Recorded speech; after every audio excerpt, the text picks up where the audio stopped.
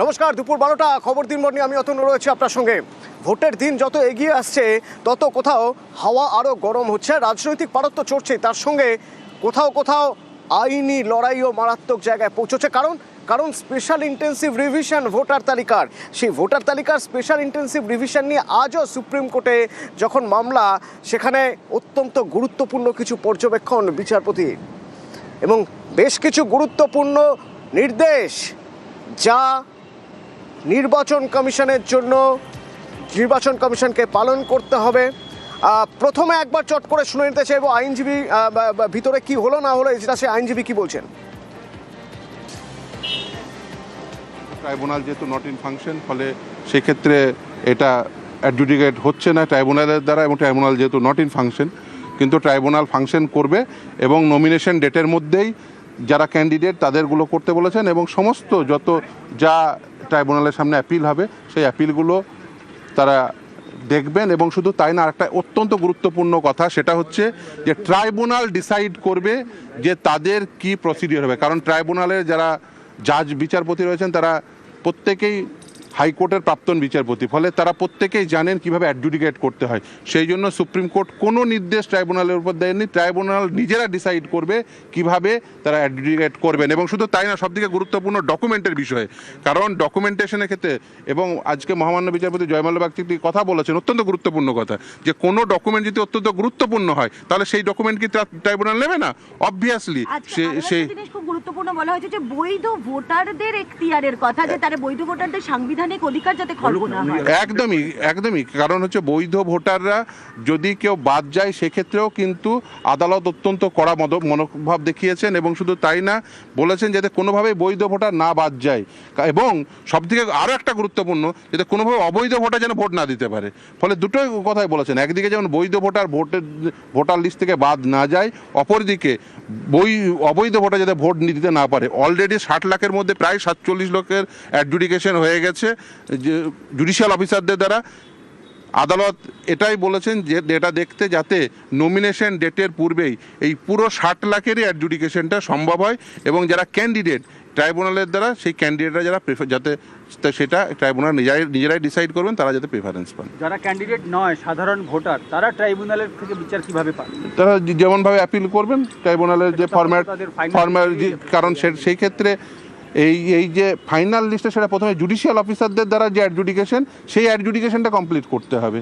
তারপরে ট্রাইব্যুনাল সেটা ডিসাইড করবেন যে বেসিক্যালি তারা ভোটার লিস্টে ইনক্লুড হওয়ার যোগ্য নাকি এক্সক্লুড হওয়ার যোগ্য, প্রথম কথা। দ্বিতীয় কথা হচ্ছে যারা ক্যান্ডিডেট তাদের নমিনেশনটা অত্যন্ত গুরুত্বপূর্ণ, ফলে নমিনেশন ডেটের পূর্বেই সেই ক্যান্ডিডেটদের ক্ষেত্রে যাতে ট্রাইব্যুনাল অ্যাডজুডিকেট। অত্যন্ত গুরুত্বপূর্ণ একটা জায়গা। তাহলে নির্বাচন কমিশনের এই স্পেশাল ইন্টেন্সিভ রিভিশন ভোটার তালিকায় কেন?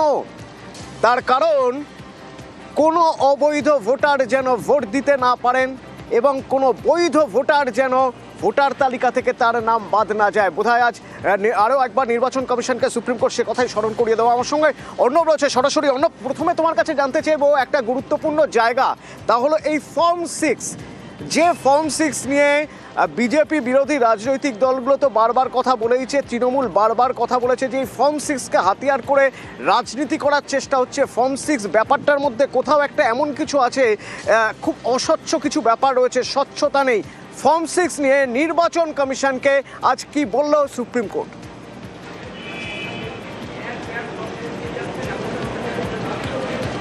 দেখো, সুপ্রিম কোর্টের অন্যতম বিচারপতি জয়মাল্য বাগচি তিনি স্পষ্ট প্রশ্ন তোলেন, যখন কল্যাণ বন্দ্যোপাধ্যায় এবং কপিল সিব্বাল, দুই সিনিয়র অ্যাডভোকেট, প্রশ্ন তোলেন যে 27 তারিখে মার্চ মাসে একটি নতুন বিজ্ঞপ্তি জারি করেছে নির্বাচন কমিশন, এবং তাতে ফর্ম 6 দিয়ে নাম তোলা হচ্ছে, এবং বান্ডিল তাদের কাছে ভিডিও রয়েছে, যে ভিডিও দেখা যাচ্ছে বান্ডিল সিওর দপ্তরে এরকম ফর্ম 6 পড়ে রয়েছে।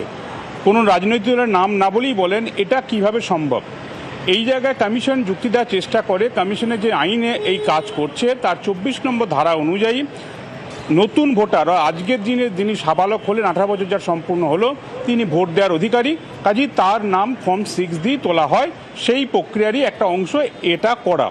বিচারপতি জয়মাল্য বাগচি এরপরই পরপর প্রশ্ন ছোড়েন কমিশনের উদ্দেশ্যে যে একটা ভোট প্রসেসে যাওয়ার জন্য তার একটা চূড়ান্ত ভোটার তালিকা প্রকাশিত হয়।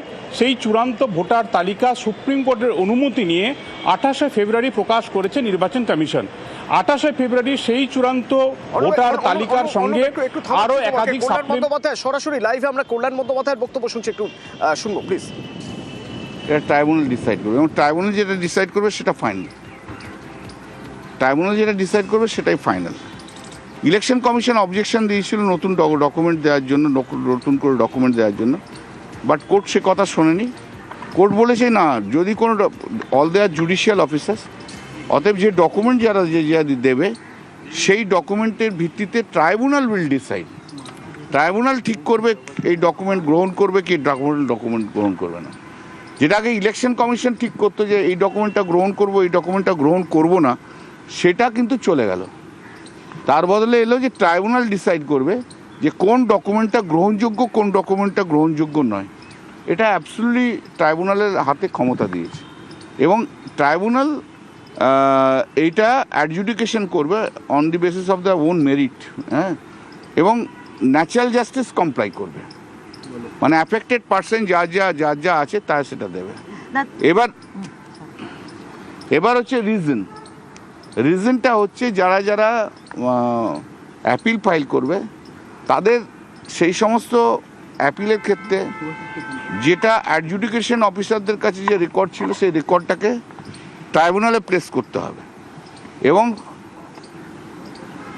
কী কারণে রিজেক্ট করেছে সেই রিজেকশনের কারণটা ট্রাইব্যুনালকে দেখাতে হবে, ঠিক আছে? এবং ইন টার্ন ট্রাইব্যুনাল সেই রিজেকশনের কারণটা যারা অ্যাপিল করেছে তাদেরকে দেখাবে। তাহলে তারা বুঝতে পারবে যে কী কারণে রিজেক্ট হয়েছে, তার যা সাবমিশন আছে সেই সাবমিশন করবে। রিজনটা এটা গেল রিজন। থার্ড হচ্ছে একটা পয়েন্ট আমি ফ্ল্যাগড টুডে, যেটা ওরেল অবজারভেশনের মধ্যে দিয়েছে। এই যে ফর্ম 6 যত নিচ্ছে, যেটা আমরা বলেছি প্রায় 30,000 মতো ফর্ম 6 নিয়েছে। যে সাবমিশন আমি করেছি, যে সাবমিশন হচ্ছে ফাইনাল ভোটার লিস্টের পর আর কোনো ফর্ম 6 সাবমিট করা যায় না। ইলেকশন কমিশন বলছে না, ফর্ম 6 সাবমিট করা যায়, ঠিক আছে?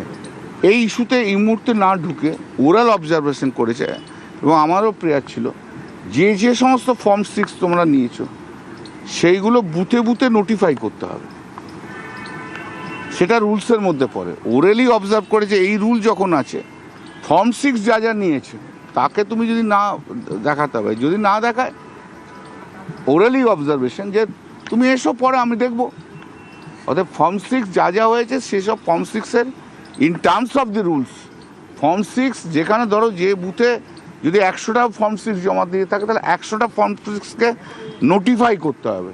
মানে লুকিয়ে সিওর অফিসে বসে কিছু হবে না, বা ইলেকশন কমিশনের যা বলে দিল তা হবে না। ফর্ম 6 একদম নোটিফাই করতে হবে, বুথ ভিত্তিক যেখানে যা রয়েছে সব নোটিফাই করতে হবে। নোটিফাই করে সেই ফর্ম 6-এ যারা অবজেকশন দেবে সেই অবজেকশনে আবার হিয়ারিং হবে, সেই অবজেকশনে এনকোয়ারি হবে। ফর্ম 6 দিলেই তো হবে না, এনকোয়ারি করতে হবে আন্ডার দি রুলস।